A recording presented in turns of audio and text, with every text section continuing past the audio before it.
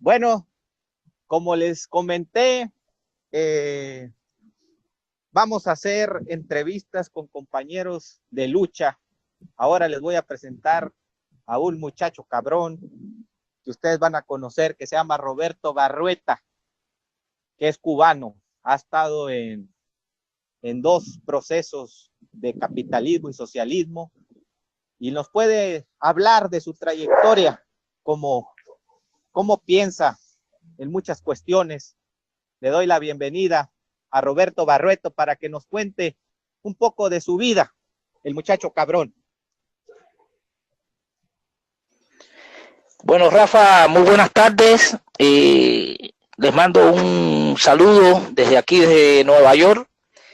Y bueno, estuvimos conversando para ver la posibilidad de tener esta entrevista y dar algunos puntos de vista de cómo hemos vivido durante todo este tiempo la posibilidad de estar digamos, en tres sistemas: el socialismo en Cuba, el capitalismo a la mexicana. Viví unos cuantos años en México, y también, bueno, el capitalismo aquí en los Estados Unidos.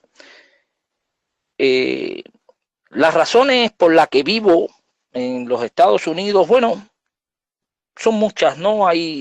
Yo creo que cada quien, la inmigración es un fenómeno ya natural entre los seres humanos. Emigramos a distintos lugares en busca de distintos horizontes, de distintas formas de vida. Y bueno, yo en estos momentos vivo aquí en Estados Unidos. Y bueno, eh, hablar de los sistemas políticos del socialismo y el capitalismo es complicado en los momentos actuales, y más con la situación global que se está viviendo ahora mismo bueno, la degradación de los valores y la satanización del socialismo como sistema político. Después de todos estos años de haber vivido una gran parte de ellos en Cuba, puedo decir y comparar, tener la oportunidad ahora de comparar ambos sistemas, de ver ambos sistemas con cierta profundidad. Puedo yo decir que he llegado a la conclusión de que el socialismo es el sistema del futuro. No puede, realmente no creo que la humanidad vaya destinada a otro sistema. El gran problema que presenta el sistema socialista, pienso, es la propia naturaleza humana. El sistema socialista es un sistema que se basa en la conciencia del hombre, en esa conciencia de valores de solidaridad, de valores de hermandad entre los hombres. Y el sistema capitalista es todo lo contrario. El sistema capitalista es una selva donde es el hombre contra el hombre. Aquí en Estados Unidos, que es uno de los sistemas, o es el sistema capitalista más brutal, porque finalmente tenemos que decir que hay varios tipos de capitalismo. Es decir, el capitalismo de aquí de Estados Unidos no se parece en nada al capitalismo que se vive en los países nórdicos, por ejemplo, Noruega, Finlandia, Dinamarca, y, y al propio capitalismo hasta en Canadá. Aquí es un capitalismo de imperio. Este es el imperio, y como tal se manifiesta al interior y al exterior. Aquí el capitalismo es un sistema diseñado para satisfacer, eh, digamos, las cosas más perversas del ser humano. Es decir, se apoya en esa base, y al parecer, y por desgracia, son las que prevalecen en el ser humano, porque este es un sistema que te enseña a que tú tienes que estar por encima de todos, no importa el costo, no importa a quién tengas que llevarte por delante para tú estar en la cima del sistema. Entonces, Comparativamente, el socialismo, repito, es todo lo contrario. En Cuba, el éxito, aunque se pudiesen haber cometido muchísimos errores, el éxito digamos, de surgimiento del socialismo es que con la revolución, con el triunfo de la revolución en el año 59, Fidel y los revolucionarios crearon una nueva sociedad desde la propia base. Es decir, un hombre nuevo, con pensamientos nuevos, diferentes. Y es por eso que, a pesar de los pesares, en Cuba el sistema socialista se mantiene, porque es un sistema de logros, de conquistas sociales, es un sistema de valores humanos, donde la solidaridad, la hermandad entre las personas es importante, los derechos sociales, la salud gratuita, la educación, la cultura, el deporte, y eso hace una formación integral de un ser humano nuevo, con valores, repito, muy diferentes, y bueno, se basa mucho en esa conciencia. ¿Y qué sucede en los países de América Latina y sobre todo que satanizan este tipo de sistema? Bueno, que no lo han vivido porque no se les ha permitido que este sistema pueda llegar, y no conocen la profundidad del socialismo como sistema político. Y entonces la maquinaria capitalista, los oligarcas, los poderosos han hecho un trabajo intenso para demonizar este sistema, para satanizarlo y crear ese miedo con mentiras tan absurdas como que los comunistas y los socialistas se comían a los niños, que si tú tenías, no sé, 2 televisores te iban a quitar uno, y ese tipo de ridiculeces que verdaderamente no existe. No es un sistema, el socialismo no es un sistema perfecto, hay mucho que mejorar, muchísimo que mejorar, pero yo considero que tiene que ser el sistema del futuro. En las condiciones actuales de crisis económica que se vive, son crisis generadas por el propio capitalismo. Y vivirlo en carne propia aquí en los Estados Unidos, te das cuenta de que es así, es una selva de lucha, el hombre contra el hombre. Si estás en un puesto de trabajo, no te importa tu compañero, no te importa lo que tengas que hacer para poder sobrevivir en el sistema, y se pierden todos esos valores y todo se focaliza en el valor material de la vida, en las cosas materiales de la vida. Y Roberto Barreta. Sí, te escucho. Sí, mira, lo que quiero yo, pues, que sea más directo tu punto de vista, porque, por decir, ¿por qué tú, que eres cubano, no odias a Fidel Castro? Que casi todos los que se van allá con los gringos le tienen un odio enfermizo al camarada Fidel. Creen que se van a hacer ricos de la noche a la mañana. ¿Y por qué tú tienes una admiración a Fidel Castro? Porque eso el morro acá en México tiene que tener claro que vive una satanización al modelo cubano. Le dicen que acá en Cuba todos se mueren de hambre, pero no muestran un solo muerto en hambre, una estadística con alguna información que se están muriendo de hambre, cuando en Estados Unidos, si tú te metes a cualquiera investigación, se mueren de hambre, la salud es muy jodida y muy cara.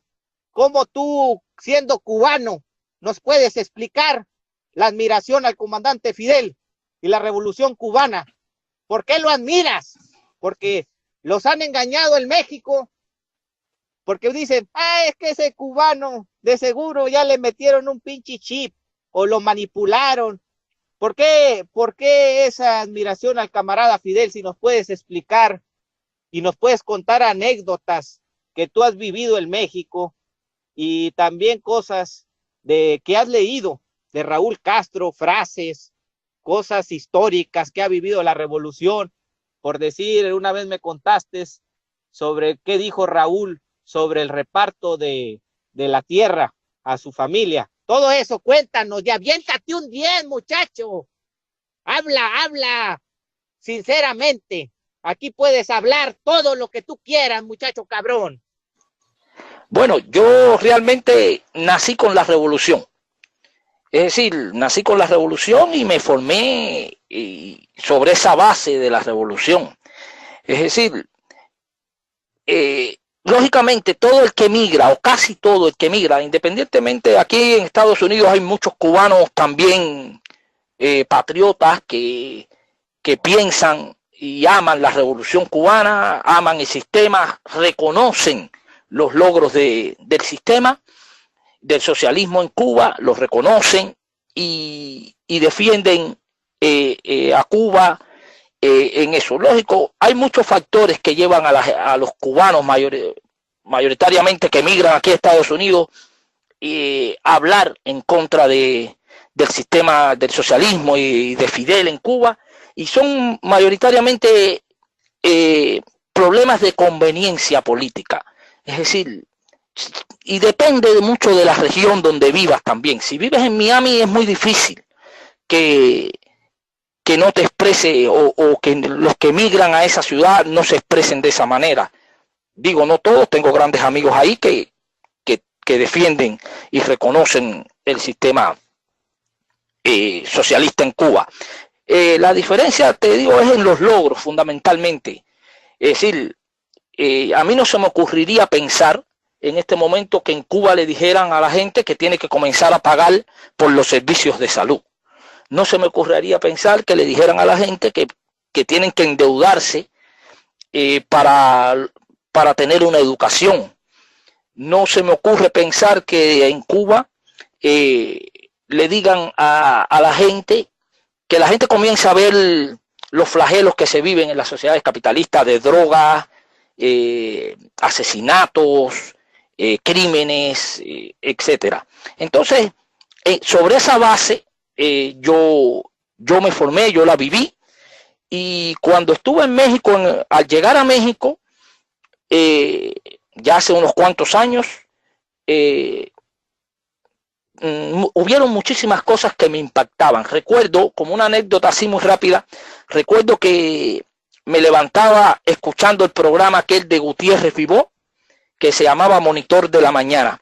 Ese programa me creó un shock muy fuerte porque recuerdo que él había distribuido teléfonos entre los taxistas en la Ciudad de México para que reportaran incidencias que habían en la ciudad, y muchas de esas incidencias te encontraba que alguien estaba reportando que había una embarazada en la puerta de un hospital y que no la querían recibir para dar a luz porque no habían camas disponibles o porque simplemente no la querían recibir en ese hospital, y esa persona pasaba días en labor de parto sin que la quisieran recibir. En ese momento recuerdo que era López Obrador el jefe de gobierno, y entonces Gutiérrez Vivó llamaba a López Obrador para ver qué pasaba, por qué no recibían a esa persona. López Obrador llamaba a la ministra de Salud o a la encargada de Salud, y al final terminaban recibiendo a esa persona en el hospital donde le habían negado en un principio el acceso. Eso para mí era muy chocante porque yo no venía acostumbrado a esas cosas. En Cuba, ir a un hospital es lo más sencillo del mundo. Es decir, allí nunca te van a preguntar cuánto tienes ni qué tienes para ser atendido en un hospital. Y eso me chocaba bastante. Las noticias de secuestro eran muy impactantes. Allá en Cuba eso no se le ocurre, ni al mayor de los delincuentes se le ocurre secuestrar a alguien para pedir dinero por un rescate. Es decir, eso no existe allí. No existe en la sociedad cubana.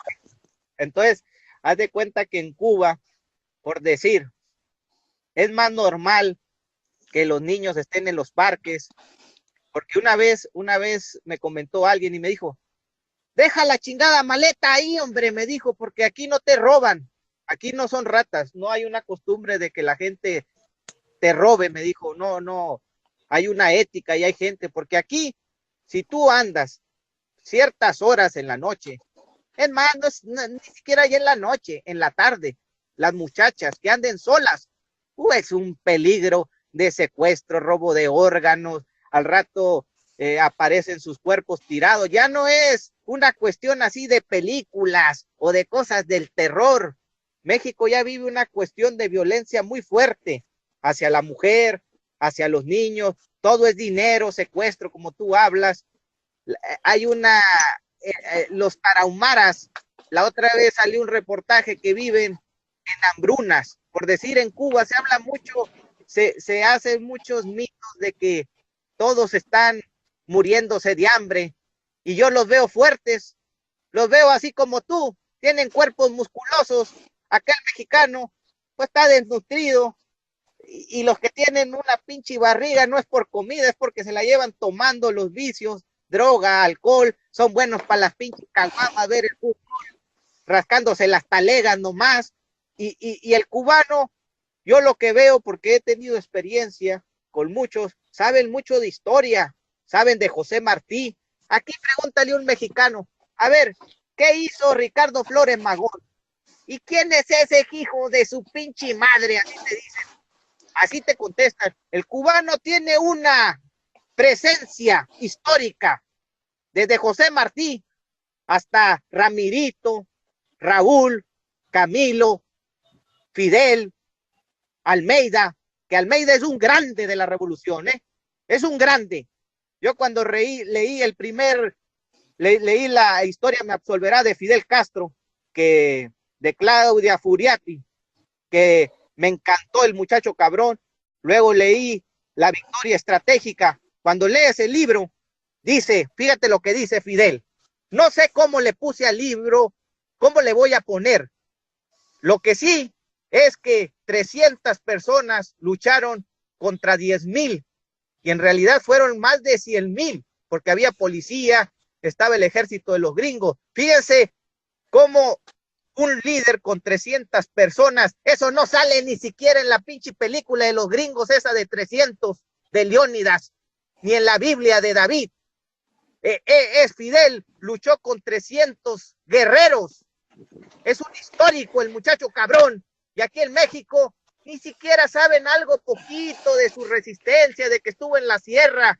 Aquí hemos tenido puro mártir, Roberto, a Zapata lo mataron, a Lucio Cabaño se lo chingaron, a los Flores Magón los torturaron, y Fidel resistió, estuvo en la cárcel haciendo cartas, levantando a su pueblo, y luego derrota al títere los gringos, y luego resiste el bloqueo. No tiene Cuba riqueza en petróleo, en muchas cuestiones, y son una potencia en salud y en educación. Y aquí, que somos ricos en petróleo, no tenemos ni siquiera para las pinches medicinas, porque están caras.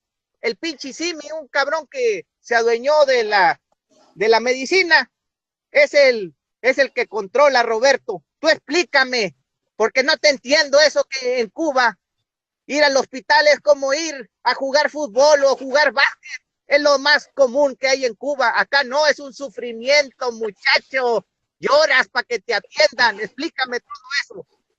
Bueno, tienes toda la razón en lo que dices, ¿no? La revolución, esa generación se le llamó la generación del centenario, porque fue una generación muy diferente, de revolucionarios muy diferente a lo que se había vivido y a lo que se ha vivido incluso hoy en América Latina. Eran una generación dispuesta a todo, pero sobre todo esa generación tenía un ideal muy fuerte en la lucha y en el objetivo final, que era liberar a Cuba de la dictadura de Fulgencio Batista con Fidel al frente. Fidel se crea el movimiento 26 de julio pero habían otros movimientos en Cuba ya revolucionarios, y Fidel tuvo la sagacidad, digamos, de aglutinar todos esos movimientos y de que los líderes de esos movimientos lo visualizaran a él como el líder supremo en la lucha contra la dictadura. Hay una anécdota de, creo que de Abel Santamaría, o que están en un enfrentamiento contra la dictadura, y la hermana le dice: Abel, cuídate, no te expongas demasiado que te van a matar. Y él responde a la hermana: no importa que yo muera, quien debe vivir es Fidel. Es decir, ya se daban cuenta de la capacidad de liderazgo que tenía Fidel. Y además de eso, era una generación de jóvenes con un ideal muy fuerte en cuanto a la lucha contra la dictadura. Y bueno, después surgió todo, hicieron el asalto al cuartel Moncada, eran jóvenes los que asaltaron el cuartel Moncada, pero ya desde esa época y desde mucho antes ya Fidel tenía programado todo lo que quería para Cuba en ese momento. Y se fueron a México, vino el desembarco del Granma, y apenas desembarcando le mataron casi todos los guerrilleros. Se quedaron 7, dentro de ellos estaba el Che, estaba Raúl, estaba Almeida. Y bueno, dice que cuando se encuentran en la Sierra Maestra, Fidel con Raúl le pregunta: ¿cuántos fusiles tú traes? Y le dice: yo traigo 2 fusiles. Y Fidel dice: bueno, y con 2 que tengo yo son 4, ya ganamos la guerra. Es decir, bajo esa capacidad tan grande. Pero si dura y meritoria fue la lucha en la Sierra Maestra, muy, muy meritoria fue la lucha clandestina de los jóvenes, que es lo que no se ve hoy en América Latina. Es decir, los jóvenes en América Latina son apáticos, les interesan, les han adoctrinado en otras cosas materiales y se convierten en una sociedad zombie donde los jóvenes se quedan adormecidos. Y por naturaleza los jóvenes son aguerridos, son revolucionarios por naturaleza. Y por ejemplo, en la propia sociedad mexicana, si algo ha faltado, es la fuerza incondicional de los jóvenes. Creo que hubo una generación muy buena en México, que fue la generación del 68, donde sí estaban dispuestos a arriesgar, y de hecho lo hicieron, y bueno, los masacraron después en el 68, ahí en Tlatelolco, y a partir de ahí no se ve una generación de jóvenes capaces de levantar ese espíritu revolucionario para poder cambiar las cosas y el sistema mexicano. Surgió... Roberto, una pregunta. ¿Por qué crees que la clase media a veces es factor para que gane la derecha? O sea, a veces se va a la izquierda. ¿Por qué esa ideología de cartón? La clase media es un cáncer que estamos padeciendo en los momentos actuales. Es un cáncer enquistado en la sociedad. Ese nombre de clase media se lo autoproclamaron, de hecho, para diferenciarse del trabajador, del obrero, del proletario. La clase media es simplemente la posibilidad de haber tenido una casa, un carro, pero incluso dentro de ellos mismos se clasificaron nuevamente y surgió entonces lo que ellos llaman la clase media alta, para diferenciarse a su vez de la clase media. Pero la clase media es un cáncer porque es un tipo de sociedad que no tiene bandera ideológica. ¿Qué está sucediendo ahora mismo en América Latina? En América Latina hay un problema gravísimo con respecto a las clases medias. ¿Qué sucede? Que la clase media, cuando la derecha llega al poder, los ricos representan el 1% de la sociedad. Es un círculo muy pequeño al cual ellos no van a permitir que nadie más entre. Pero te quieren hacer ver, de hecho te lo dicen constantemente, de que tú tienes la posibilidad de llegar a ser parte de ese 1%, cosa que no es cierta porque ellos mismos hacen todo después para destruirte y que no pueda entrar en ese círculo. Entonces una clase muy manipulada que va y viene. Lo que está sucediendo ahorita en América Latina es un círculo vicioso. Se pudo ver en Argentina, se pudo ver en Ecuador ahora, con toda la situación que está pasando, pero el caso más específico es Argentina. Es decir, cuando los gobiernos de Menem y de la Rúa en Argentina liquidaron al país y los llevaron a la bancarrota total, ¿me recuerdas aquellos cacerolazos porque no tenían absolutamente nada? Les robaron todos los ahorros, el feriado bancario, todo aquello que ellos llamaron. Bueno, cuando surgen los gobiernos progresistas, muy entre comillas, de Néstor Kirchner y de Cristina después, reivindicaron a la clase media. Es decir, aquella clase que había perdido los negocios, que ya no tenía casa, que se la habían perdido, y todo eso vuelve a recuperar ese estatus. ¿Y qué hacen? Comienzan a sentirse nuevamente ricos. Y esto lo utiliza el 1% que había perdido el poder político en ese momento para decirle, bueno, ya si quieres llegar a donde estoy yo, vota por mí, yo te voy a abrir las puertas para que entres. Y como te estás sintiendo rico y ese siempre fue tu aspiración, vuelven a votar por la derecha y les vuelven a quitar todo, y esto se está convirtiendo en un círculo vicioso que lo estamos viendo ahora mismo en Argentina con Macri y todo lo que estaba haciendo. Todo el que en Argentina podía viajar, tenía un carro, tenía un trabajo estable, lo ha ido perdiendo porque la derecha solo gobierna para su círculo muy pequeño. Eso es lo que se está viviendo en América Latina actualmente con respecto a la clase media. Pero por decir en Perú, con Ollanta Humala, que es esa socialdemocracia, Bachelet, que no sigue ni siquiera el legado de Salvador Allende, las mineras están en manos de grandes... Es que el problema es que estos gobiernos progresistas de América Latina... Ahí como lo ves tú, ¿es progresismo o es ni siquiera es una izquierda, es centro? ¿Cómo ves eso? Porque hablaste ahorita, yo supongo que te refieres, por decir, al proceso de Bolivia de Evo Morales, que es un poco más de expropiación, ha expropiado Evo y ha hecho pues un poco más fuerte al Estado. También Rafael Correa en su gobierno pues hacía leyes. Bueno, yo considero que lo único auténtico de todo esto sigue siendo la Revolución Cubana. Es decir, las cosas que hizo la Revolución Cubana de nacionalizaciones al principio, en los años 60, no se ha visto en otro proceso revolucionario. Lógico, para esto tienen que estar creadas ciertas condiciones y sobre todo una conciencia absoluta del pueblo en apoyo al proceso. Esto no sucede en América Latina.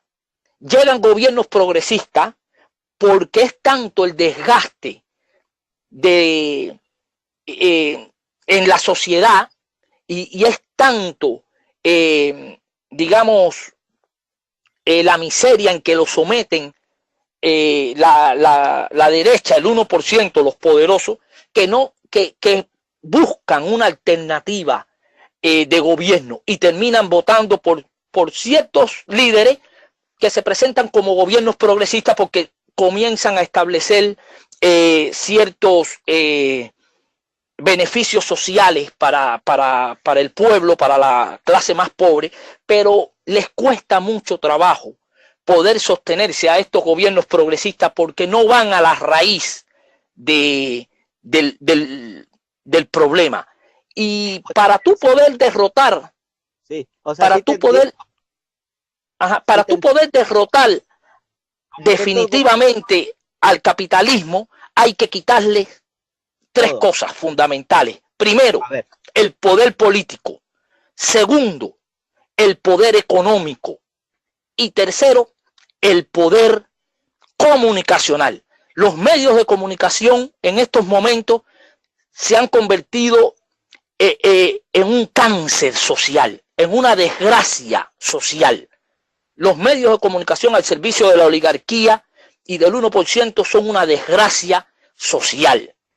Y además de eso, escudados en esa falsa bandera de la libertad de expresión y todo eso, mantienen un manifiesto político, pero cuando se les enfrenta políticamente, se comienzan a definir como simples actores de un proceso, cuando todo el mundo sabe que es mentira.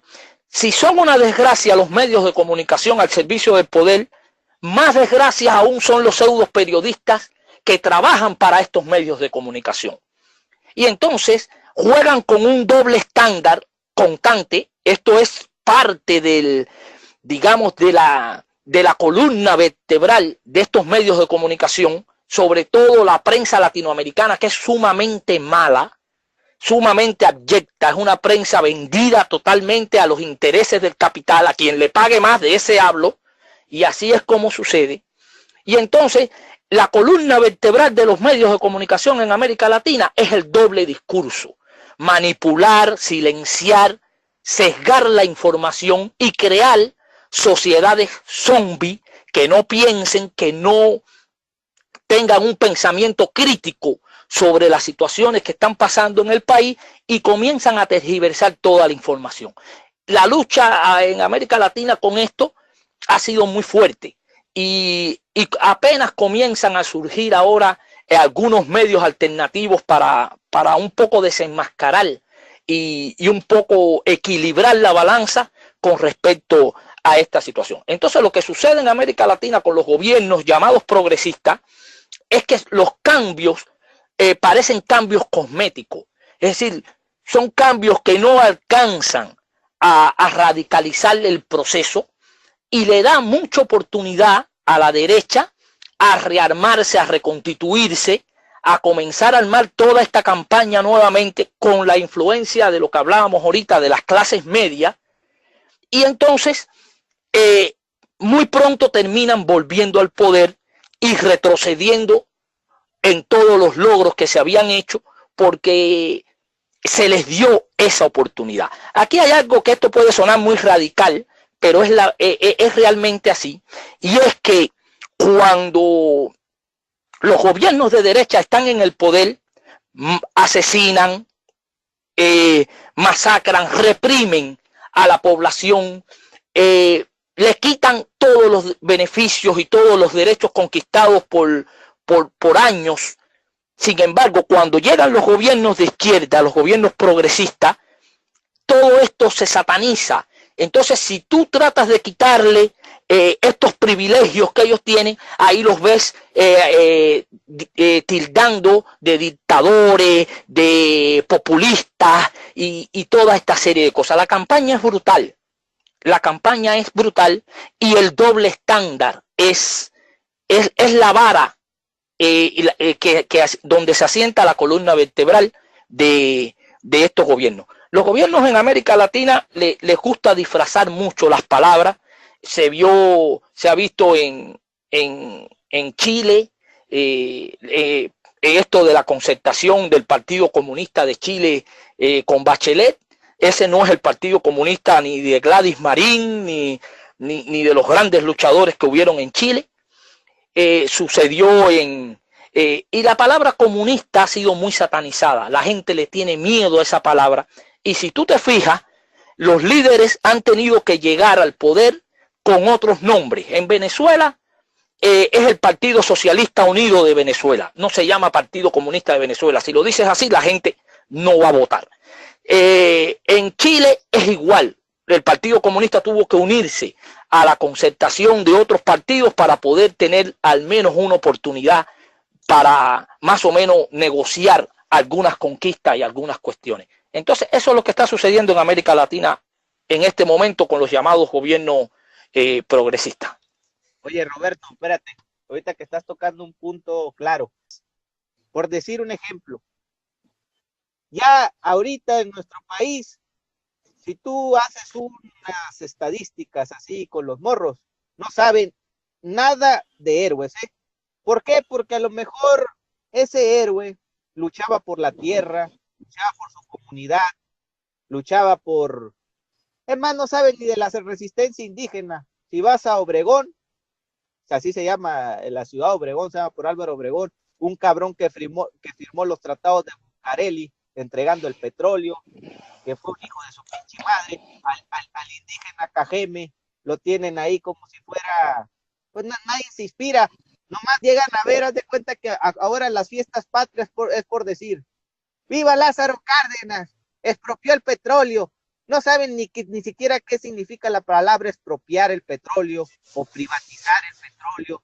Han perdido los morros una ideología, los líderes ya no inspiran a las juventudes a las rebeliones, estamos en un retroceso. Ahora cualquier cabrón que haga un canal de YouTube se hace líder social sin haber hecho nada y lo consideran a veces más chingón hasta de Fidel Castro, de un ejemplo como Carlos Marx. Haz de cuenta que ahorita en nuestro país no es como Cuba, que hay una ideología firme, hay una sociedad que se organiza.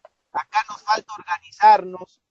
Y yo lo que te quiero preguntar, ¿cómo ves tú a las ideologías aquí en nuestro país? ¿Por qué tanto cambio? ¿Por qué les da miedo a los que fueron comunistas decir que se enfrentaron al gobierno? Hay una satanización a esa pinche palabrita porque no la comprenden. Ahorita tú llamas progresista. El morro te apuesto que no sabe ni qué es progresista. No sabe nada. No sabe diferenciar entre un socialista, un comunista, un progresista. Esas palabras hay que explicarlas. Yo los considero a los progresistas, esos cabrones nomás que cobran impuestos si es que se dedican a hacer eso, a las grandes corporaciones, una cierta cantidad, no van a expropiar porque les da miedo, algunos sí, pero a la mayoría de los progresistas les da miedo por decir, Lula da Silva lo consideraban un chingonazo, no expropió a la burguesía, los banqueros siguieron robando. Entonces el progresismo es como hacer como que hacen las cosas, como reformar ciertas cuestiones.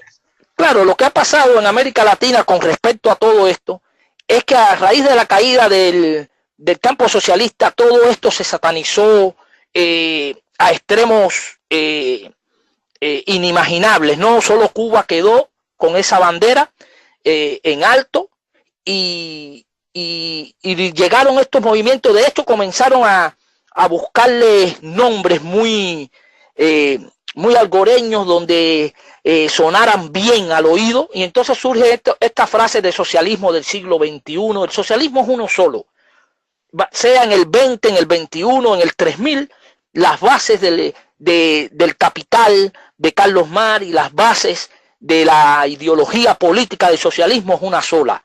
El problema que está pasando en América Latina con estos gobiernos es que están intentando algo que no existe, y es un tercer carril en la lucha, y eso no existe. Es decir, son dos sistemas antagónicos, el socialismo y el capitalismo, solo dos sistemas. El capitalismo tiene una fase superior, que es la que se manifiesta actualmente, que es el imperialismo, con el neoliberalismo y todo lo que estamos viendo actualmente. Y el socialismo, la fase superior es el comunismo, y eso se satanizó. Entonces los líderes actuales de estos gobiernos progresistas, realmente, lógico, para esto se tienen que crear un grupo de condiciones. Yo creo, muy personalmente, de que estos líderes sienten que no están creadas las condiciones para poder radicalizar estos procesos. Hugo Chávez en Venezuela lo intentó, hizo algunas cosas, pero no estaba totalmente seguro de poder radicalizar el proceso para llevarlo a un socialismo verdadero, donde las industrias, las fábricas estuvieran en manos del pueblo. Y entonces, y eso lo podemos ver porque después con la elección de Maduro fue muy cerrada esa elección. Es decir, el pueblo rápidamente se cansa, se confunde y comienza a divagar en estas cuestiones. Entonces, han tratado de disfrazar estas frases con, como te digo, con frases de socialismo del siglo XXI. En los movimientos sociales, en los movimientos juveniles, se usan palabras muy ecológicas, como transversabilidad del movimiento y todo eso. Eso en teoría es muy bueno, pero en la práctica se necesita crear una conciencia de qué es y por qué es la lucha y llevarla hasta las últimas consecuencias. Fidel dijo una vez que una guerra se libra para ganarla, si no, no se libra. Entonces tú no puedes venir a la guerra. Eso lo vi yo en Chile, en el caso de Camila Vallejo y Carol Cariola, que levantaron un movimiento estudiantil muy poderoso que puso en jaque a la oligarquía, en ese tiempo era Piñera, puso en jaque y terminaron pactando con el gobierno, y hoy por hoy ambas son diputadas a la asamblea y ya no les interesa la lucha en la calle con los estudiantes ni nada de eso. Es decir, eso es lo que se está viviendo en América Latina con respecto a todos estos gobiernos progresistas. El caso de México es un caso muy particular, porque en México por muchos años se ha venido rompiendo el tejido social, la articulación social. En eso han influido los medios monopolizados de comunicación como Televisa y TV Azteca con estas telenovelas que le hacen creer a las muchachas que el patrón va a venir del extranjero y se va a enamorar de ella cantando en un maguey, y al final ella es la dueña de todo el conglomerado porque el padre se había acostado con la madre que era sirvienta en la casa, y al final eso se lo creen en México actualmente la gente. Se creen que eso va a pasar así. Y entonces, imagínate, si no tienen otra posibilidad de tener información, al gobierno le conviene mantener esos niveles de miseria, esos niveles de analfabetismo, para que la gente no pueda pensar y no pueda ver una alternativa a su situación, una alternativa diferente. Mucha gente en los países de, sobre todo América Latina, que hablan de Cuba en esos términos, no conocen lo que es salud gratuita. No lo pueden ni imaginar. No pueden llegar a pensar que eso sea posible.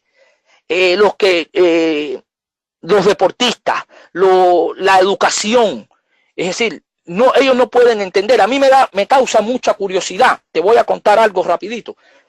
Que en estos países las familias hagan fiesta porque uno de sus hijos va a la universidad. Esto es común en estos países.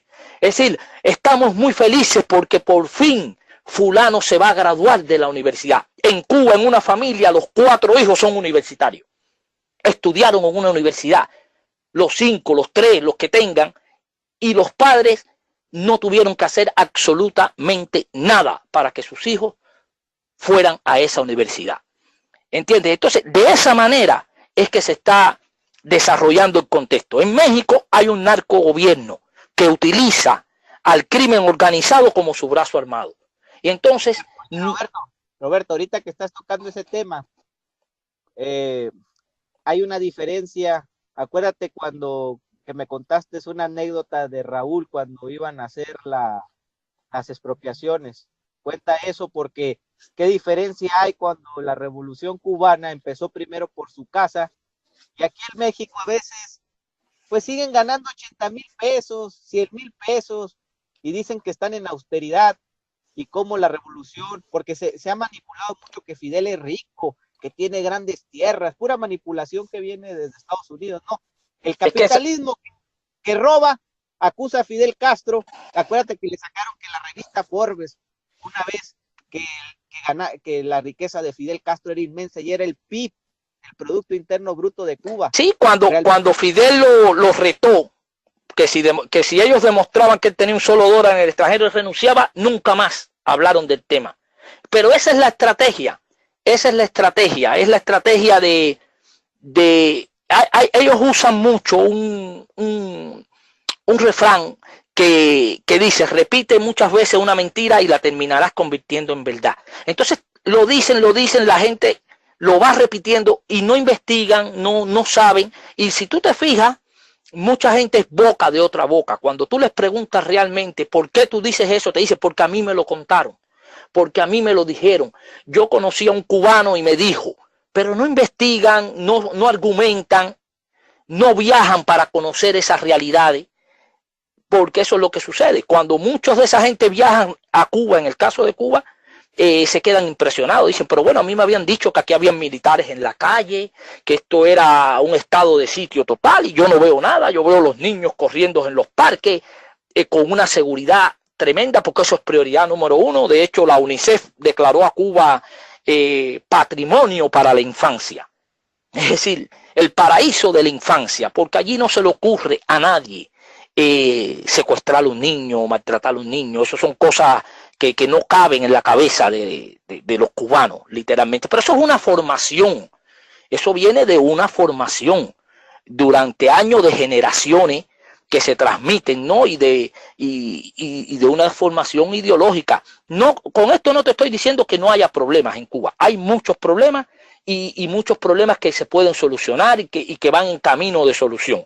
Pero el cubano, en términos generales, lo primero que piensa es en las conquistas alcanzadas, que no están dispuestos a renunciar a ellas, a esas conquistas que les dio la revolución. Eso es lo que es Cuba. Oye, Roberto, México es...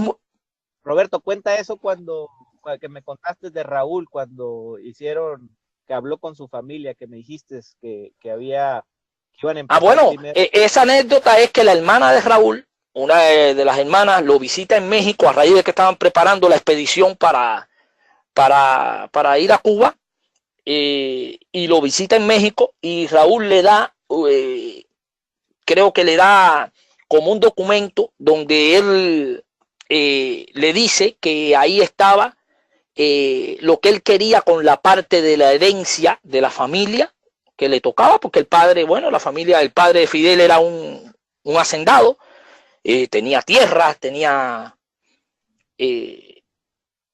negocios, y entonces le dice, esta es la parte de mi herencia que quiero que se la entregues a una muchacha, no recuerdo el nombre, una muchacha que era hija de uno de los asaltantes Moncada, que en el momento del asalto le dijo, si yo caigo, te encargo a mi hija, y eso lo cumplió Raúl hasta el final, y le dice, mira, esta herencia, la parte mía de la herencia de la familia, si yo muero en el desembarco o en la lucha, quiero que se le entregues a fulana. Pero fíjate, le dice a su hermana, si yo no muero, lo primero que vamos a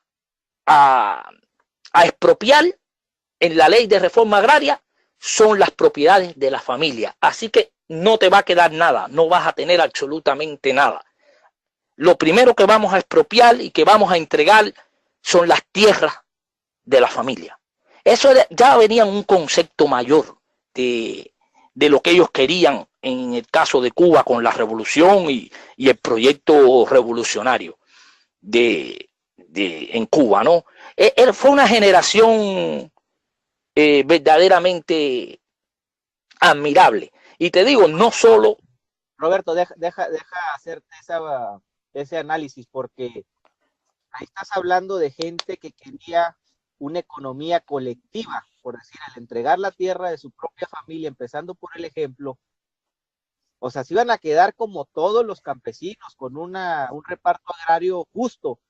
Esto en México es muy difícil que te entiendan, porque hay un concepto de acumular individual y hay que chingar al otro para yo hacerme rico. Ese concepto de que todos vamos a tener un salario justo, una tierra, por decir, si se hace un reparto, las fábricas que sean de los trabajadores, es muy difícil, porque el concepto que aquí hay es, yo quiero ser rico, a mí no me importa si tengo que pisotear a 10 cabrones, si incluso hay gente que dice, yo si tengo que chingar a un cabrón para yo subir, lo voy a chingar, si le tengo que poner dedo en el trabajo para yo subir de puesto, lo tengo que hacer. Si yo pero eso es parte, Rafa, perdona que te corte, eso es parte del propio sistema capitalista. Eso es lo que te enseña el sistema capitalista. En México tendrían que pasar muchísimas generaciones para que veamos lo que tú estás diciendo.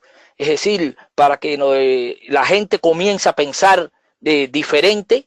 Y tendría que pasar muchísimas generaciones, crearlo desde la base, porque eso fue el éxito de la revolución y en este caso de Fidel como guía. Fidel creó desde la base toda una generación, todo un país con una mentalidad totalmente diferente en cuanto a todas este tipo de cuestiones. El caso de México es muy complicado, lógico. No es lo mismo hacer este proyecto de revolución en una isla de apenas 10 millones de habitantes que hacerlo en un México con 100 millones de habitantes, por decir, ¿no? Es muy difícil. Pero Oye, Roberto, cuando el camarada Fidel falleció, yo me sentí, te voy a decir la verdad, sin exagerar, porque un tío se murió hace pronto y sí sentí, pero con Fidel, haz de cuenta como si fuera mi madre o mi abuela. No había sentido ese. Yo estuve deprimido fácil como un mes, fácil. Y cada imagen que veía de Fidel, pues me salían las lágrimas, no podía ver videos, pero yo no lo conocía a Fidel. O sea, ustedes tuvieron ese líder, pero sentía como que se caía, aparte de su figura histórica, sentía como que algo parte de mí se había acabado. Me sentía deprimido totalmente por el camarada Fidel. ¿Cómo lo sintieron los cubanos con la muerte de Fidel? Porque para nosotros es como un padre. Yo renuncié a un trabajo, no sé si te conté, yo ganaba más o menos, y el dueño de la fábrica se burló de Fidel. Dijo una cosa así como, ese pinche loco de qué bueno que se murió, no me acuerdo qué chingado dije, y ahí mismo renuncié, casi lo agarro a chingazos. Eso cualquiera en México no lo hace porque cuida mucho su trabajo y le vale. Yo me acuerdo que lo agarré del cuello y lo tiré al suelo y le dije, aquí está mi renuncia, nunca vuelvas a hablar mal del camarada Fidel, porque es como un padre. Y todos se me quedaron bien en el trabajo raro, porque pues no se acostumbra a que alguien haga así. Y yo sentí mucha angustia, mucha tristeza por el camarada, porque lo estudié a fondo. Nunca me entró la satanización al camarada Fidel. Nunca lo, nunca me entró ese odio ni cuando estaba yo muy joven, que estaba en la guerra sucia más fuerte en el 2006 cuando comparaban a López Obrador con Fidel Castro y Fidel era un demonio. Acuérdate que Fox en ese tiempo, un poquito antes, le dijo come si te vas. Y aquí pues había una satanización, ahorita no tanto, pero en ese tiempo yo viví ese, esa guerra muy fuerte contra el camarada y ni así, ¿eh? Yo era leal a Fidel, aunque todo le echara chingazo, yo lo defendía. Claro, no lo hacían enfrente de mí porque ya me conocen como soy, pero ¿cómo lo sintieron los cubanos? ¿Cómo lo sentiste tú cuando te dicen falleció Fidel Castro, ya no va a estar? ¿Cómo lo bueno, sentiste tú, tu familia? bueno, en Cuba, eso, bueno, ahí están las imágenes, ¿no? Y los videos de la gente en Cuba, cómo lo sintieron. Y Fidel usó una frase con Chávez que, que se aplica después a él muy, muy grande. Y esa frase cuando Chávez dijo, fíjese quiénes lloran a Chávez y quiénes se alegran y verán lo gigante que fue. Eso aplica para él también. Yo te puedo decir que muchos revolucionarios alrededor del mundo sintieron la pérdida de Fidel de la misma manera que la sentiste tú. Incluso yo creo que aquí dentro de los propios Estados Unidos, mucha gente, hasta sus propios adversarios, pero muchos cubanos y muchos de otras nacionalidades que hay en este país, lo sintieron de igual manera. Unos tuvimos que llorarlo en silencio. Aquí no es muy fácil que tú puedas expresarte abiertamente así con respecto a la defensa de la revolución cubana y todo eso. Yo vivo acá arriba en Nueva York y es diferente, pero en Miami esto es una cuestión casi de vida o muerte. Es decir, manifestarte públicamente en favor de la revolución cubana, pero mucha gente, yo creo que alrededor del mundo, la gente honesta, la gente sincera, la gente verdaderamente coherente, lo sintió. No solo por lo que significaba como líder revolucionario, sino por la grandeza de su pensamiento. Fue uno de los más grandes estadistas del siglo XX y muy posiblemente de este siglo XXI. Y en ese contexto se vieron las imágenes en Cuba, ¿no? De, de cómo el pueblo sintió. Yo creo que nadie estaba preparado, aunque se sabía ya por la edad y por todo esto, al final la gente pensaba que eso nunca iba a suceder, que no era algo que fuera a suceder. Cuando la gente se entera de eso, se queda como en shock.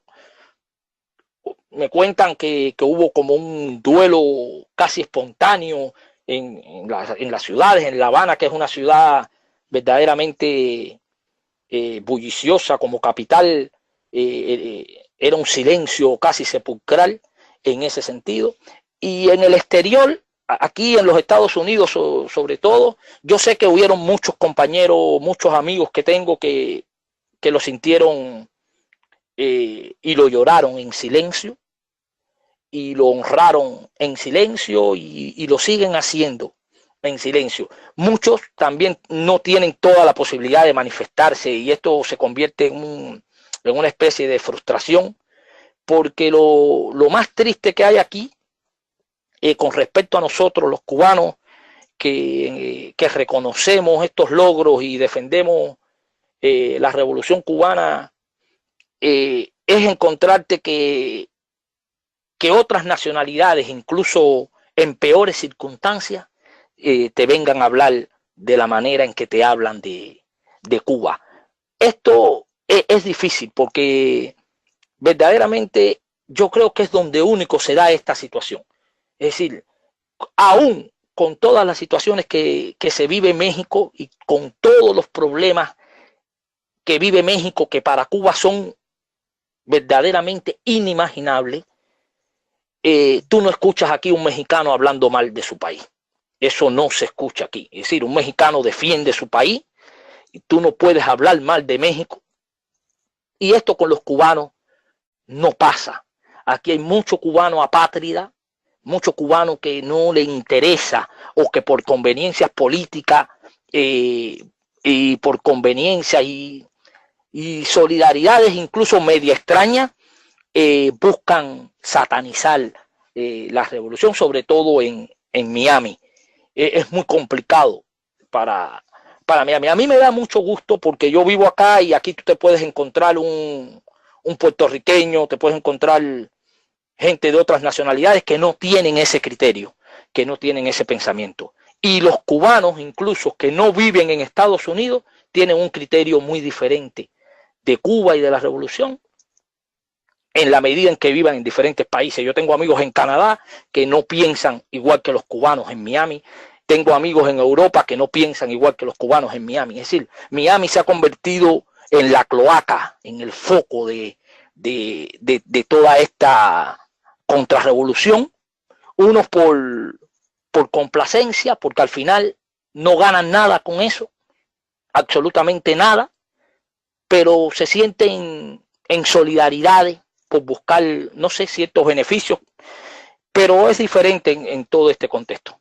Oye, Roberto, y ya para terminar la entrevista, ¿qué opinas tú de López Obrador, Morena? ¿Cómo lo percibes? ¿Cómo lo percibes tú en sus cuestiones proyecto de nación? Es muy duro hablar.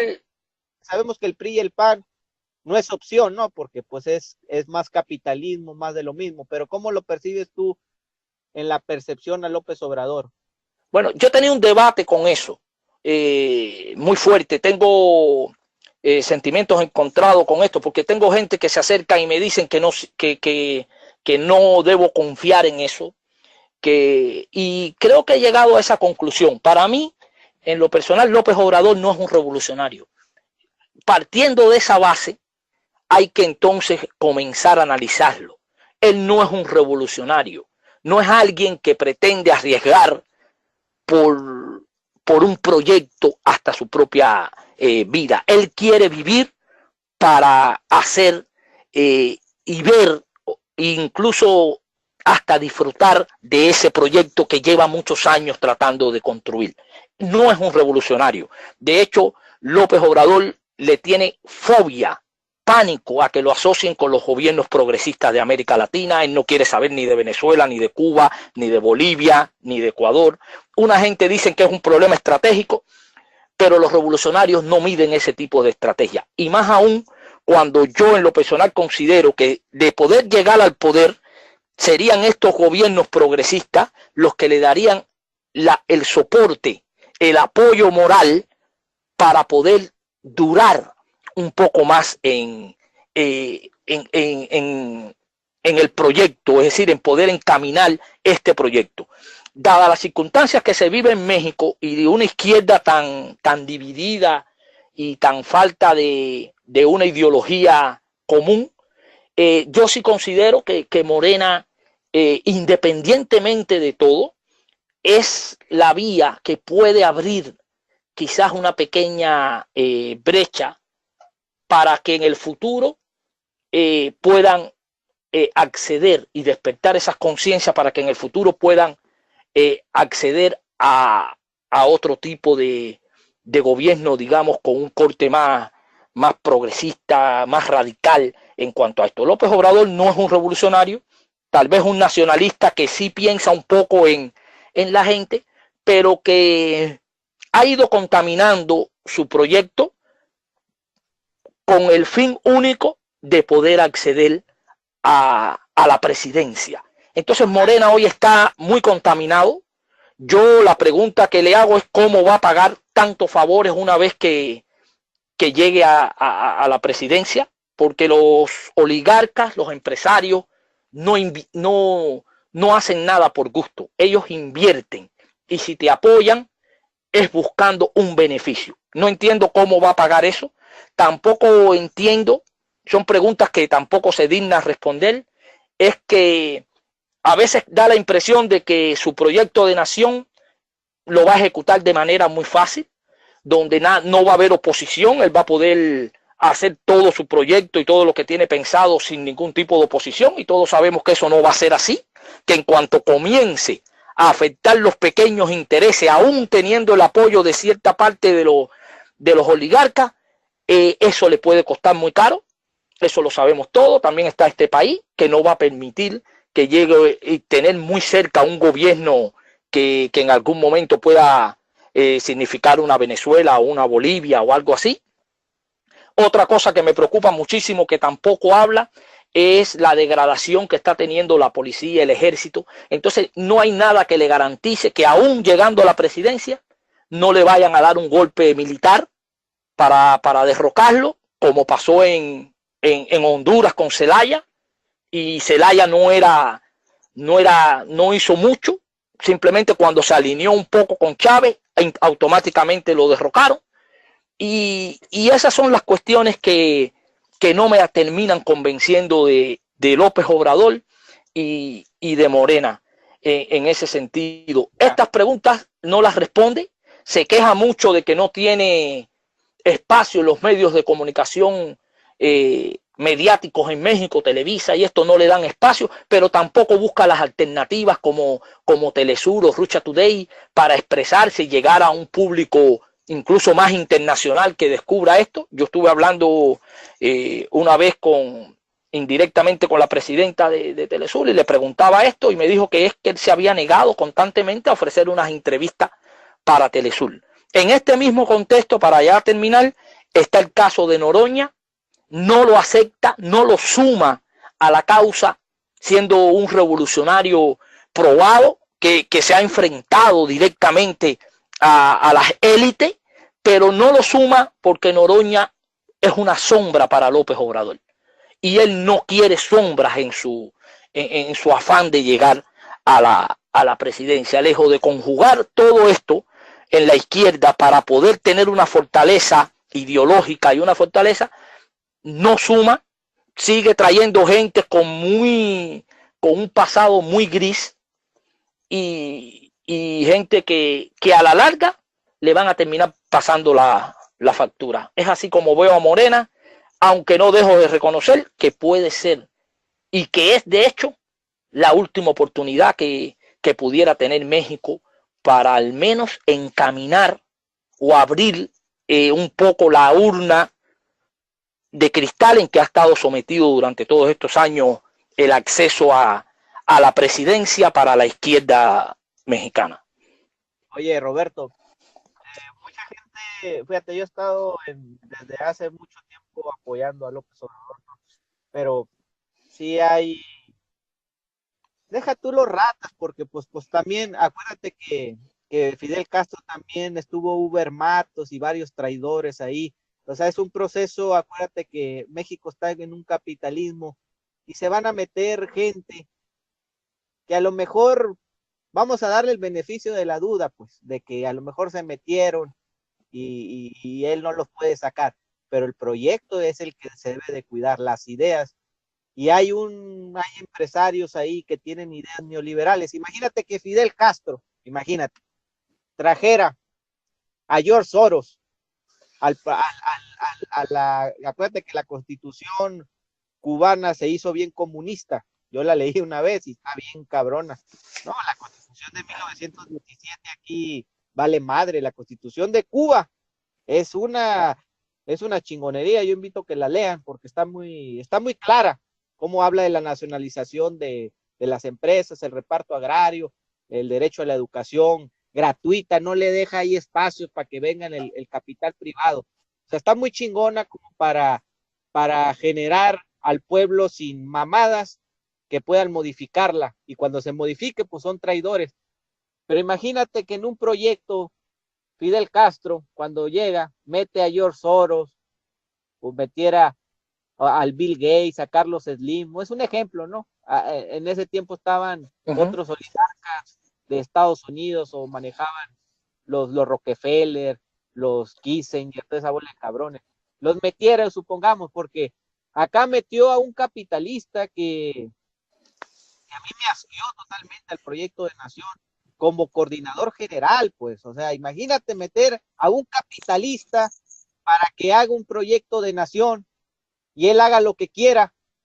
Imagínate, aunque hay un consejo ahí, pero él lo está nombrando coordinador general, que se llama Alfonso Romo, que era una especie de Carlos Slim antes, era el que manejaba a los empresarios, era salinista, sedillista, foxista, y ahora es el encargado de manejar esta crítica. Los izquierdistas ahora como que se quedan callados. Soy de las pocas voces que se atreven a enfrentar al capitalista que está en Morena. Y está otro que se llama Esteban Moctezuma, que estuvo con Salinas Pliego. No sé si tú ubicas al dueño de TV Azteca. Sí, Pues ahí está en desarrollo social Esteban Moctezuma, que alabó a Peña Nieto, alabó las reformas de Zedillo. O sea, eso es lo que más me preocupa a mí, independientemente que a lo mejor esté un ratero ahí buscando huesito. Para mí no, lo que pasa es que es mucho más grande que eso. Es decir, es lo que te digo, se están moviendo geopolíticamente muchísimas cosas ahora con el MIT que sale como candidato del PRI. Entonces, lo que yo escuchaba hoy, ya para terminar, yo escuchaba hoy a Jalife hablando de este tema y lo había escuchado mucho antes. Por ejemplo, el doctor Jalife tiene muy mala opinión de Claudia Sheinbaum. Él dice que Claudia Sheinbaum trabaja para Soros, para los Rockefeller, y, y, y López Obrador ha ido contaminando el proyecto, es decir, la estructura base de Morena como movimiento, como partido. Entonces, esto hay que verlo desde el contexto, te repito, de que no es un proyecto socialista, no es un proyecto revolucionario, para nada. A él no le interesan que lo asocien con este tipo de cuestiones y tal vez busque algo de nacionalismo, de mejorar un poco las paupérrimas condiciones en que está viviendo la sociedad mexicana, pero del dicho al hecho va un largo trecho. Hay que ver cómo él va a conseguir encaminar este proyecto de llegar a la presidencia. Yo digo que va a estar muy complicado, porque aquí hay algo muy importante, y es que si López Obrador llega a la presidencia y comienza este proyecto, la pregunta es hasta dónde está dispuesto a llegar el pueblo mexicano para para concretizar este proyecto, que no las tiene todas bien, pero que es algo que se pudiera comenzar a abrir, digo, un poco el espacio para que en un futuro surja un proyecto, digamos, más socialista, más de otro tipo. ¿Hasta dónde está dispuesto a llegar el pueblo mexicano en esto? Porque van a pasar muchas cosas de llegar López Obrador a la presidencia. Oye, Roberto, ¿tú te acuerdas de un mitin de Fidel Castro? Yo creo que sí te acuerdas, cuando está la gente con un fusil y él dice, porque estaba satanizándolo ya, no sé si era el pendejo ese de Nixon o el otro, el Eisenhower, no me acuerdo qué presidente estaba, pero ya se satanizaba a Fidel como comunista y toda esa madre de la URSS. Y Fidel le explica a su pueblo, ahí le explica, ¿saben lo que es el socialismo? Y les explica, es la tierra que les acabo de dar, en las fincas y todo eso. ¿Saben qué es el socialismo? Que se acaben los putos casinos y la mafia que está aquí y vivamos en tranquilidad. ¿Saben qué es el socialismo? Que las fábricas es del trabajador. ¿Saben qué es el socialismo? La educación gratuita, no que un empresario esté controlando y endeudándote. ¿Saben lo que es el socialismo? La salud, que cualquier cubano, independientemente si tiene dinero o no, tenga un servicio y se salve su vida. ¿Están de acuerdo con el socialismo? Y la gente dice, sí, yo vi ese video. Sí, me quedó pero era una generación, te repito, de una generación de cubanos. ¿Por qué aquí en México tienen tanto miedo a explicar cómo va a ser un beneficio que un puto banquero tenga una Infonavit, o sea, las casas de vivienda aquí, y lo tenga como negocio, y uno tenga que explicar, oye, pendejo, el socialismo es chingarme a ese puto banquero que está haciendo la plusvalía elevada, enriqueciéndose, y yo te la voy a dar gratuita, bajo costo. ¿Cómo va a ser eso malo? Pues, ¿por qué explicarlo es tanto el pinche problema? Claro, Rafa, porque en los niveles, tienes que entender esto, es decir, lo primero que hizo Fidel en Cuba fue organizar una campaña de alfabetización, pero para alfabetizar a más de 5 o 6 millones de cubanos que estaban analfabetos. Pero esto lo hizo con el apoyo de la generación. Cuando él convocó a la campaña de alfabetización, fueron los jóvenes los que dieron el paso al frente y dijeron, vamos a la campaña de alfabetización. ¿Tú crees posible que en México estén dispuestos los jóvenes en la UNAM, en otros, a irse a las montañas a alfabetizar? No lo van a hacer. No hay una ideología para armar ese tipo de eventos que son trascendentales en un proceso, en una revolución. Esa es la gran diferencia, sin chauvinismo. Para Cuba se dieron unas condiciones muy especiales que posibilitaron el desarrollo de la conciencia revolucionaria en el pueblo cubano. Y eso. Pero ¿por qué crees que López Obrador no fomenta esa ideología? ¿Porque no la tiene? Porque es que él no es un revolucionario. Él no tiene eso como un proyecto de su vida. Él no es un revolucionario. Es que nunca ha leído a Carlos Marx, por decir. Puede que lo haya leído, pero no se identifica con esa ideología. Él es un poco, yo diría que él es un socialdemócrata. No sé si está bien el término en eso, pero para mí él es un socialdemócrata. Alguien que no es el capitalista brutal, digamos, no es el capitalismo extremo, es el capitalismo que busca un poco flexibilizar y darle un poco a la gente, un poco de respiro, un poco de ciertos, digamos, beneficios sociales, pero él no es un socialista, mucho menos es un comunista. Entonces, él puede haber leído a Carlos Marx, puede haber leído a Fidel Castro, yo estoy seguro que lo leyó. Sí te entiendo, porque de hecho, ¿por qué ser comunista, ser socialista? O sea, yo te entiendo, pero ¿por qué no tenemos nosotros la capacidad para explicarlo? Porque nosotros también tenemos... Porque esa formación es de base. Si tú... Nosotros también tenemos una autocrítica, porque nosotros no hemos podido explicar qué es el socialismo. Si fuera algo malo, te lo acepto, pero yo por decir, yo me hago una autocrítica, no hablar más de eso, no hablar con los jóvenes, qué significa la palabra socialista, qué significa ser un comunista, porque no es algo malo, no es algo como que, puta, qué miedo que me tache, ojalá a mí me consideraran un comunista de base, de pensamiento, porque es un pensamiento de alto nivel, es un pensamiento elevado, de igualdad, es renunciar a ciertas cosas y trabajar en colectividad. ¿Por qué nosotros nos ha dado tanto miedo? ¿Por qué el capitalismo? Porque ha sido un trabajo de desintegración y satanización de muchos años. Esto no es un trabajo de hace un año ni hace dos, esto es un trabajo de hace muchos años. Y fíjate si fue un trabajo muy bien hecho, que este trabajo de satanización y penetración ideológica llevó a la desintegración del campo socialista y a la caída de la Unión Soviética. A la Unión Soviética no la tiraron con armas, la tiraron ideológicamente. Cuando comenzaron a penetrarla en esta parte de la ideología capitalista, del mundo del mercantilismo y la cuestión esta de, digamos, del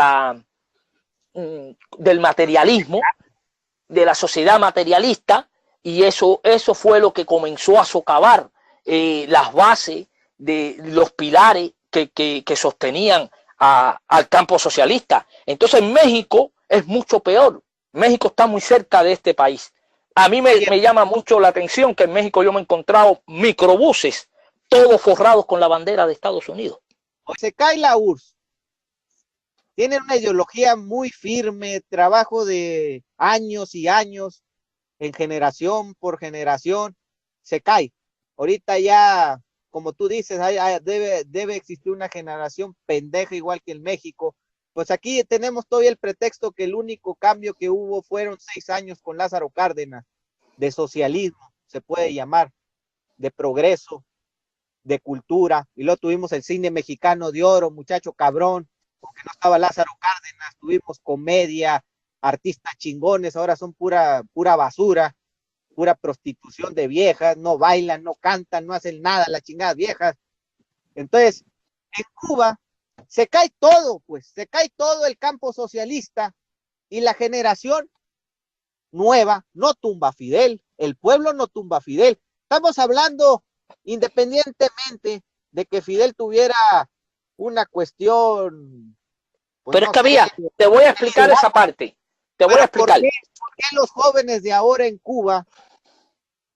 Haz de cuenta, en Cuba no pasa lo mismo que en Venezuela, no vemos esas grandes marchas. Vemos unas damas de blanco, unas viejas pendejas que no llegan ni a 20 cabronas haciendo. Te voy a decir por qué.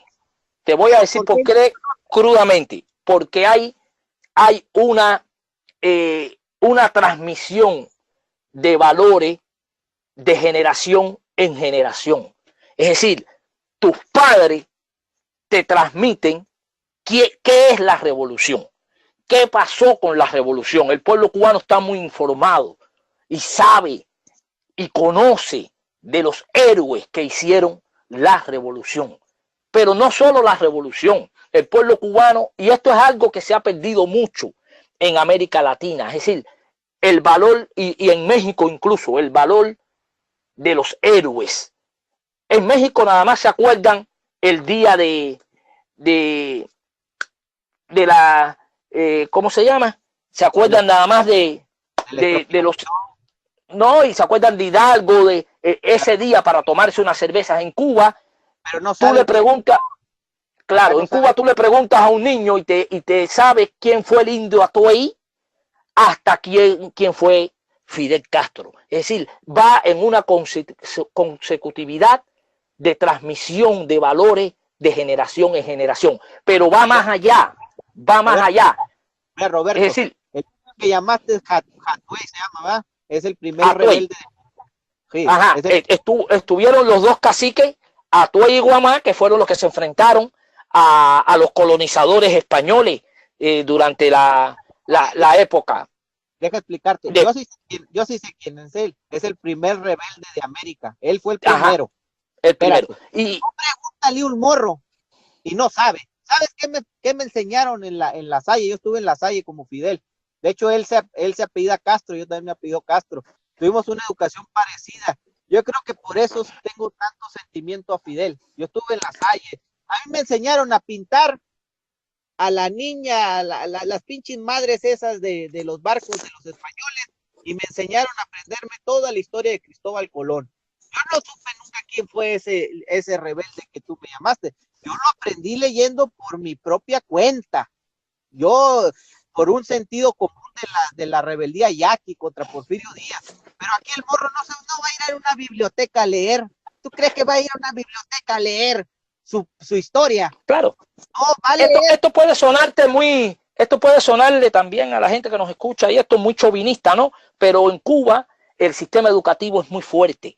Y tú desde la primaria vienes estudiando todo lo que es la historia antigua, la Edad Media, la historia moderna, quiénes fueron. Un cubano te puede hablar desde los egipcios, los fenicios, Mesopotamia, Roma, hasta la actualidad, porque es el sistema educativo quien te lleva.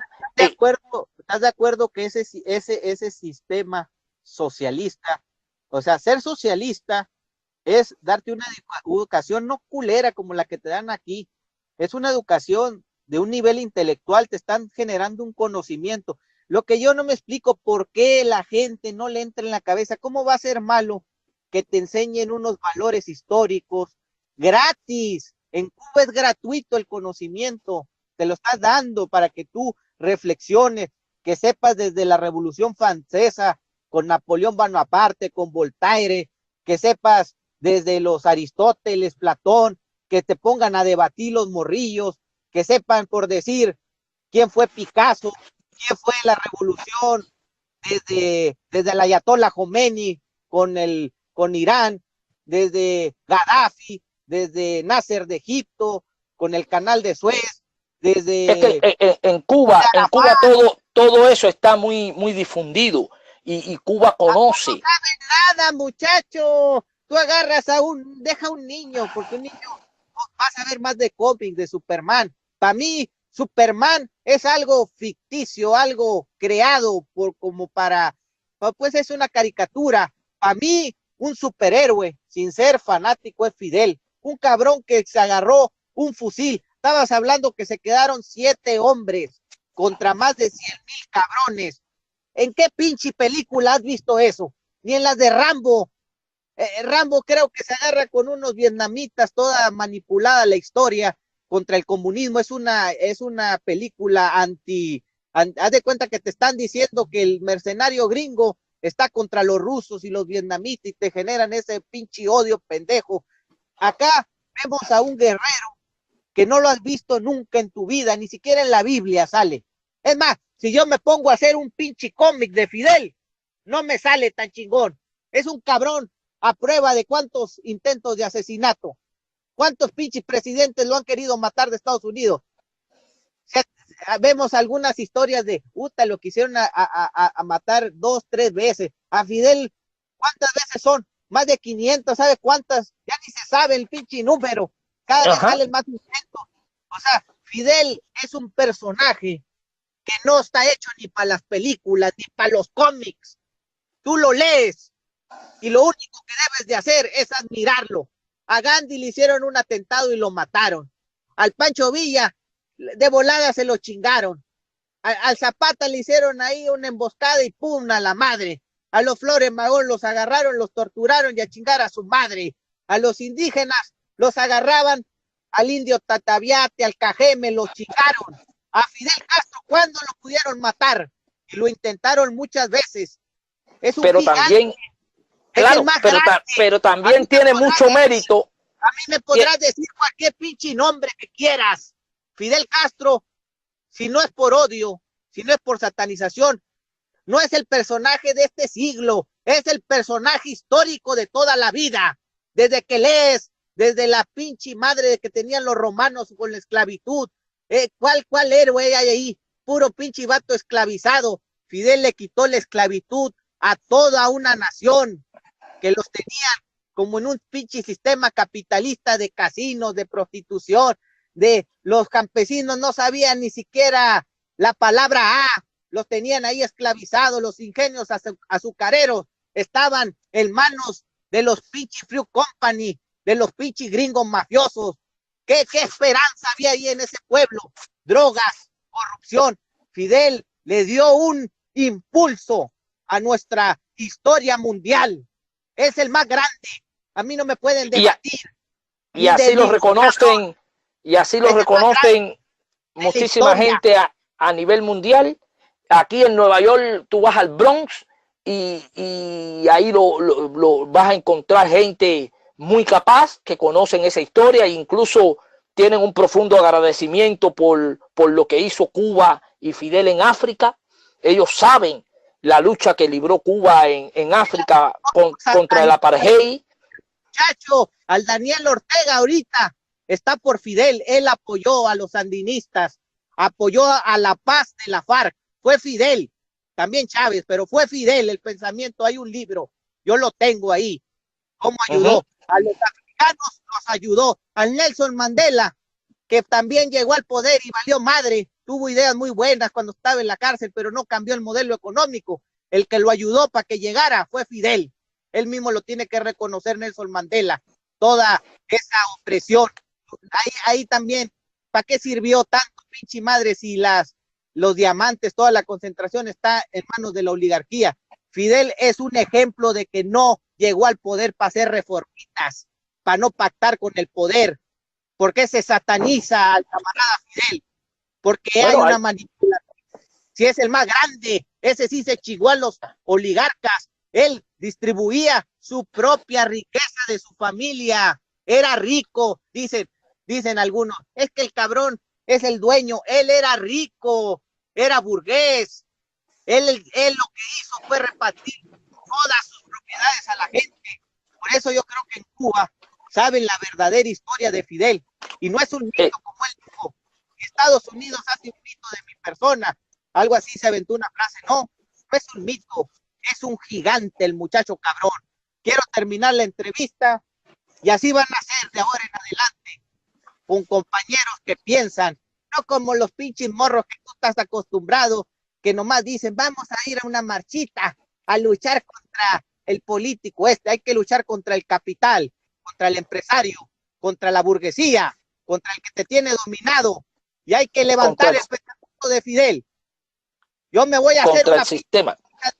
Cabrón, con una frase que diga patria o muerte, socialismo. Así la voy a traer, hijo de su pinche madre, para que vean los culones de aquí, que hay gente que admiramos a Fidel Castro. Y ojalá, Roberto, sigamos en estas transmisiones. Cuídate. Sí, igualmente cuentas conmigo y les mando un saludo. Y hay algo que quiero recalcar sobre todo esto, y es que Fidel nos enseñó a todos que por muy difíciles que sean las circunstancias, por muy negro que se vea el panorama, hay que tener confianza en el hombre y en el futuro, y que un futuro mejor es posible y un mundo mejor es posible. Se cuidan y les dejo un fuerte abrazo. Acuérdate, Roberto, que Fidel cuando estaba de Boy Scout salvó a un jesuita, un sacerdote, y él se iban a morir todos. El jesuita, ese padre, se iba a morir. Y Fidel, a muy temprana edad, cuando estaba en la secundaria, creo, se aventó por él, a renunciar a su vida incluso. Esa historia no la saben. Desde chico era un héroe, era un valiente. Por eso, si tú lees la biografía de Fidel, deja tú a Superman de a Batman, esas son de historias de fantasía. Pusieras ahí a Fidel Castro con su barba, porque eso se caracteriza al camarada Fidel. Un saludo y un abrazo, muchacho cabrón. Esta entrevista va a ser histórica. Va a llegar un abrazo a los canales de Miami con las pinches mierdas esas de María. ¿Cómo se llama esa vieja que a veces tú ves? María Elvira. Mira, esa pinche vieja lo va a ver, te va a satanizar, pero vamos a ser más los conscientes. Y ya es hora, porque la satanización a Fidel Castro y su modelo socialista está más vivo que nunca. Y el pensamiento yo soy Fidel está en mi corazón y en muchos mexicanos que pronto vamos a hacer, porque a mí me acusan, es que el Rafita les mete ideas socialistas y de Fidel Castro. No es que les meta, vamos a hacer Fidel Castro todos los mexicanos. Y viva la revolución cubana.